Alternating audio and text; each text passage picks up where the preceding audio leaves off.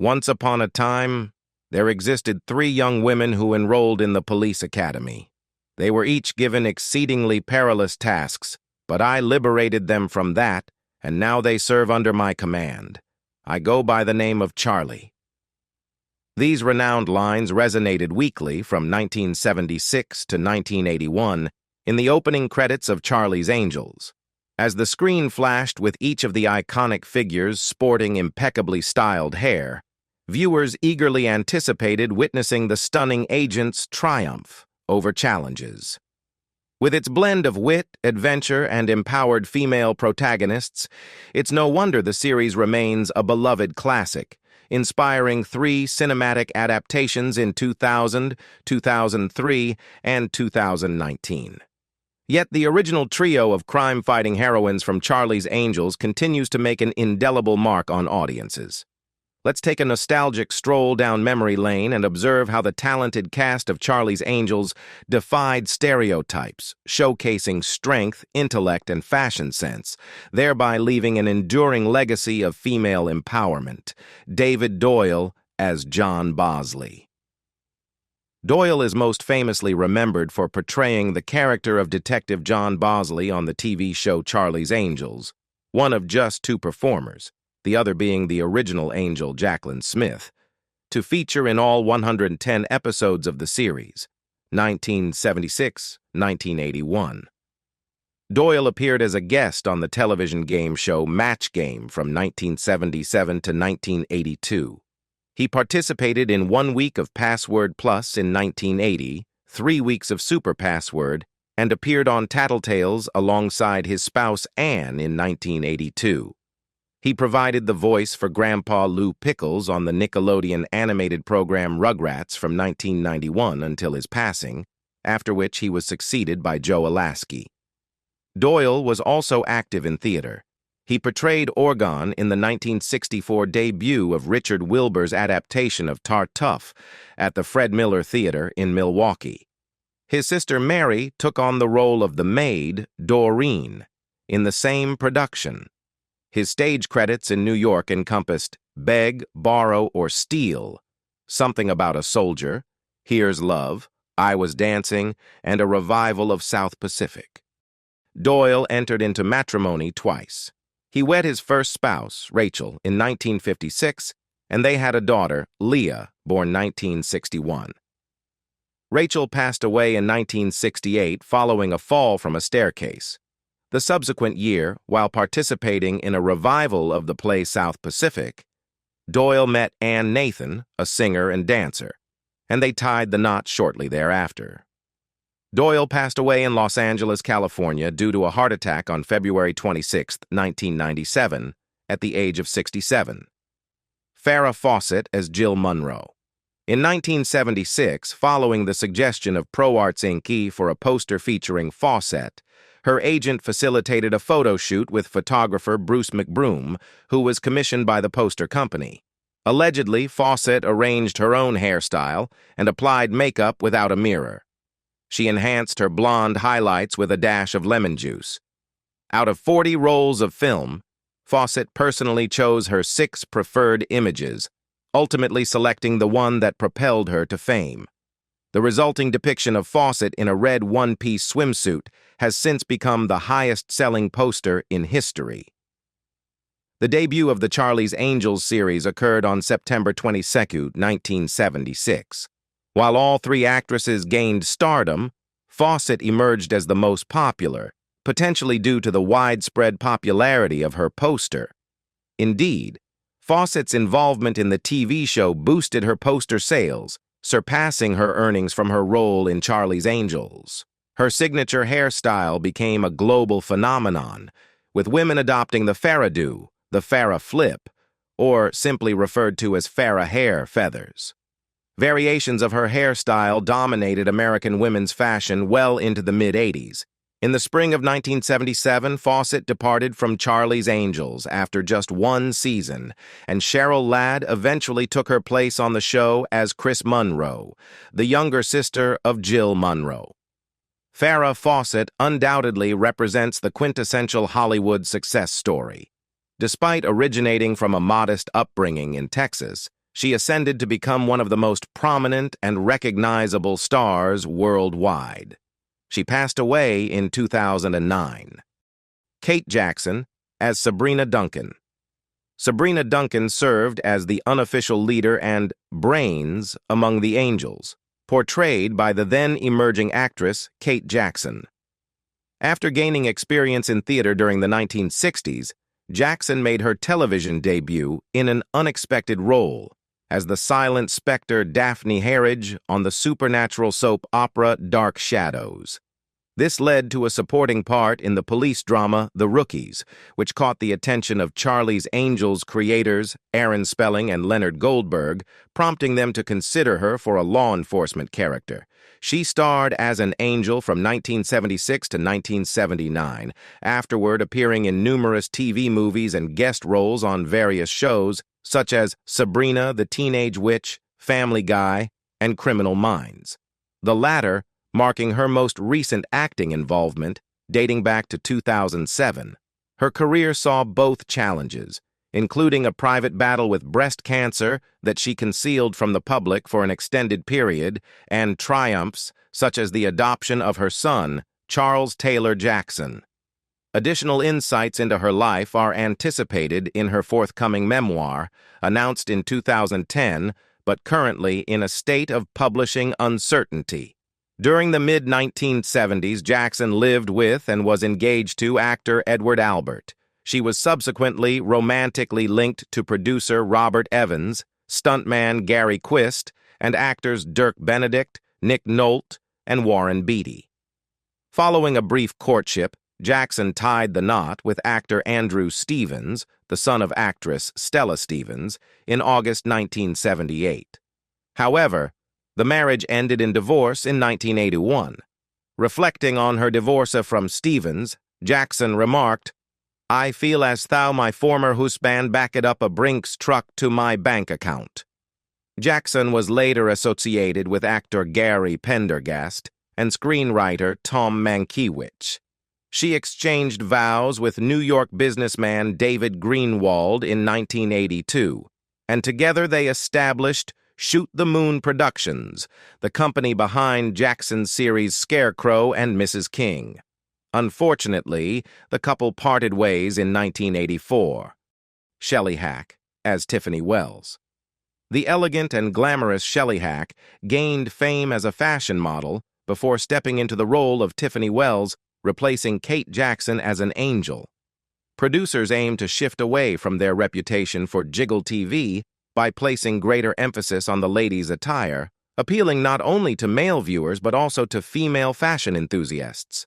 Hack was an ideal fit for this, with her refined upbringing and status as the face of Revlon's Charlie perfume. Although her tenure on the show was brief, she went on to pursue a few more acting opportunities before taking a hiatus from acting in the 90s to engage in political and media consulting in developing nations. Alongside her husband, she currently serves as co-president of the production company Smash Films. Her work in producing movies with Hallmark, particularly collaborating with emerging female writers and performers, brings her considerable satisfaction. In the 1997 elections in Bosnia-Herzegovina, Shelly Hack served as a supervisor for voter registration and polling stations and organized the country's inaugural televised presidential debates. She also oversaw debates in Sarajevo, Mostar, and two in Banja Luka. Hack has been happily married to Harry Weiner since 1990, and together they have a daughter named Devin Rose Weiner, born in 1990. Tanya Roberts as Julie Rogers. To replace Hack's departure from the series, Tanya Roberts, a model and former dance instructor, was chosen for the role of Julie Rogers, introducing a distinct angel archetype to the show. Despite having consistent acting roles since 1975, Charlie's Angels marked her first prominent role. It wouldn't be her last. In 1982, she portrayed the seductive love interest in The Beastmaster, a fantasy film set in a barbarian world. Following the same vein of scantily clad fantasies, she starred as the lead character in Sheena, Queen of the Jungle, in 1984. Shortly after, Roberts gained recognition for her role as Stacy Sutton, the Bond girl in the 1985 film A View to a Kill. Modern audiences may recognize her best as Midge Panciotti on That 70s Show, a character she portrayed for 6 years. She abruptly left the show to care for her ailing husband, who passed away in 2006. Presently, she appears to have withdrawn from the public eye, though she did contribute the foreword to the Q Guide to Charlie's Angels, released in 2008. On December 23, 2020, while hiking, Roberts began experiencing lower abdominal pain and breathing difficulties. Upon returning home, her condition worsened, and she was unable to rise from bed the next morning. Rushed to Cedars-Sinai Hospital, it was discovered she had developed a severe urinary tract infection leading to sepsis and subsequent multi-organ failure. Placed on a ventilator for respiratory support, her boyfriend, Lance O'Brien, was barred from visiting due to COVID-19 restrictions. Despite medical efforts, her health declined, and on January 3, 2021, life support was withdrawn. O'Brien was finally permitted to be with her, and she passed away on January 6th at the age of 71. Soon, Techo as Letty Torres. Soon, Techo portrayed Letty Torres in the series. O entered the world on June 29, 1932, in Mokpo during the era of Korea's subjugation under Japanese governance. He completed his secondary education in Gwangju, South Korea, and pursued studies at Yonsei University in Seoul. Following the conclusion of Japanese rule in August 1945 and preceding the eruption of the Korean War in June 1950, he and his family relocated to the United States, where he pursued studies at the University of Southern California. He later achieved an MFA from UCLA. He graced Broadway stages with his presence as part of the original ensemble cast of the Stephen Sondheim musical Pacific Overtures. He held an early membership with East West Players, an Asian-American theatrical troupe established in 1965.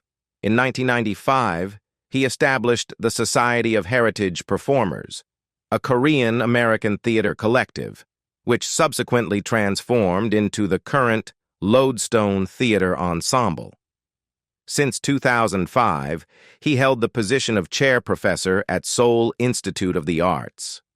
O passed away in Los Angeles on April 4, 2018, at the age of 85, following an extended struggle with Alzheimer's disease, as reported by actor Chil Kong. Denny Miller as Ed Fellows. Denny Miller portrayed Ed Fellows in the series.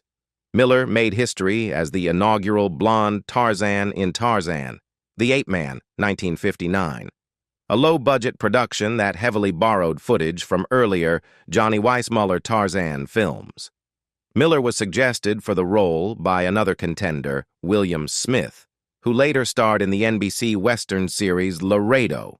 MGM signed Miller to a 20-month contract, during which he only spent 8 weeks portraying Tarzan. Miller made guest appearances on various television shows, including Northwest Passage and Overland Trail. In 1960, at the age of 26, Miller played Wilkie, the offspring of a prominent rancher, in the License to Kill episode of Laramie. He also featured in Have Gun, Will Travel, and an installment of The Rifleman as a slow-witted gunslinger named Reuben Miles. On January 28, 2004, Miller penned his autobiography titled Didn't You Used to Be, What's His Name? And authored a book addressing obesity in the United States titled Toxic Waste. Get to know Sweat. Miller resided in Las Vegas, Nevada with his second spouse, Nancy, and taught relaxation classes. In January 2014, Miller received a diagnosis of amyotrophic lateral sclerosis, ALS. He passed away in Las Vegas on September 9, 2014, at the age of 80. L.Q. Jones as Burdett. L.Q. Jones portrayed Burdett in the series. Jones entered the film scene in 1955 with his debut in Battle Cry, credited under his birth name, Justice McQueen.